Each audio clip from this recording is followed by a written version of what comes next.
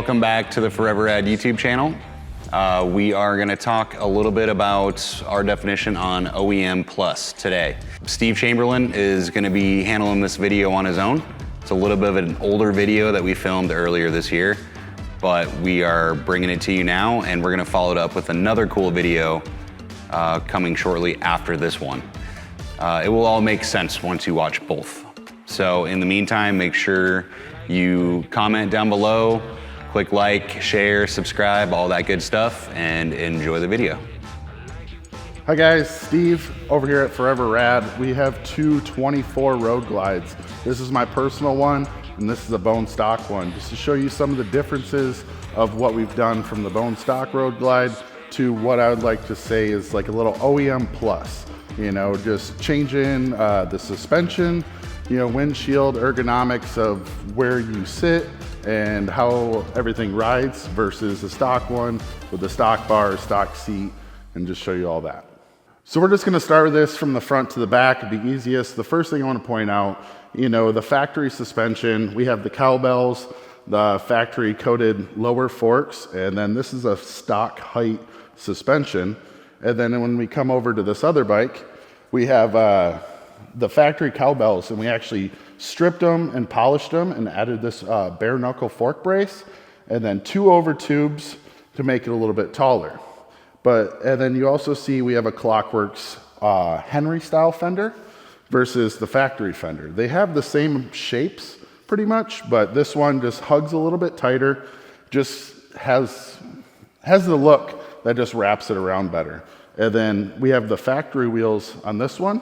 And then this one has the same factory wheels, but they are satin black powder coated. So they're the exact same wheels, but you know, just a little bit of coating ends up changing it. But then these are the Lindahl brakes versus the factory OEM brakes.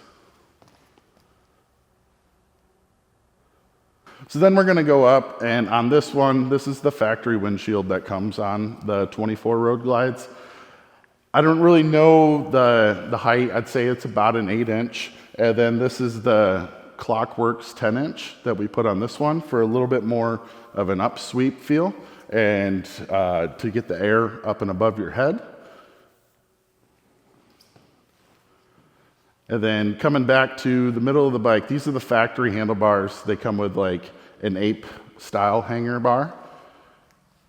And then on this bike, we ended up going with a 14-inch chrome T-bar.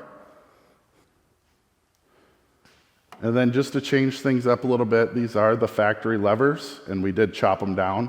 So built this bike in April of this year, and there wasn't a ton of options as far as what aftermarket parts you could do.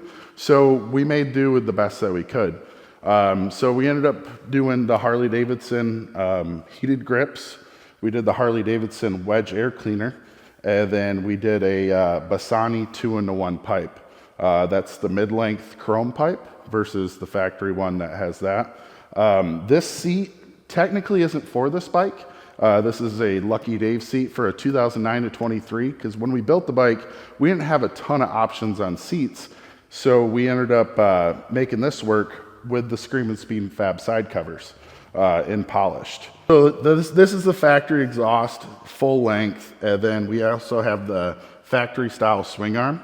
And then I did choose to change out the factory style swing arm for the Speed Dealer swing arm that has a lot better axle adjusters. You can also have the spools on the back for the race stand.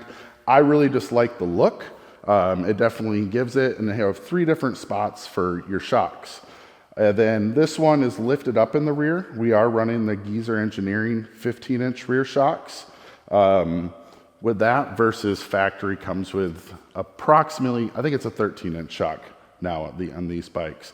And then to go up to the rear, you know, not many changes on this bike. We were really selective on what we did. And then just to clean up the rear, we did a Custom Dynamics plate frame versus the factory one. So this is just what we have done to this so far. People always say like, all right, you only have a little bit of money to put towards a bike. What are you gonna change? So I went with the suspension. We're getting this bike a little bit higher up to give you more lean angle in the corners. And then the swing arm to keep everything stabilized in the rear. and you can lock your wheel down, keep everything straight as far as the chassis.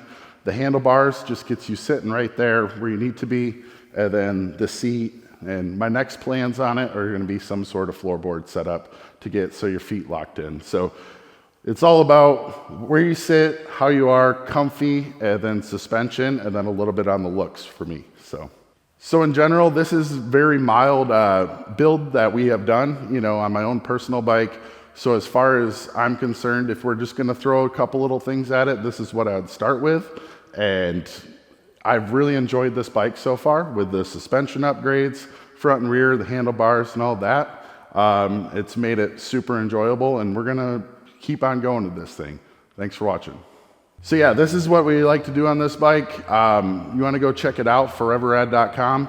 You know, all these parts are pretty much available on there, or you can check it out on Instagram, forever_rad_, or my personal company, Screamin' Speed and Fab. We make the side covers, and like and follow them.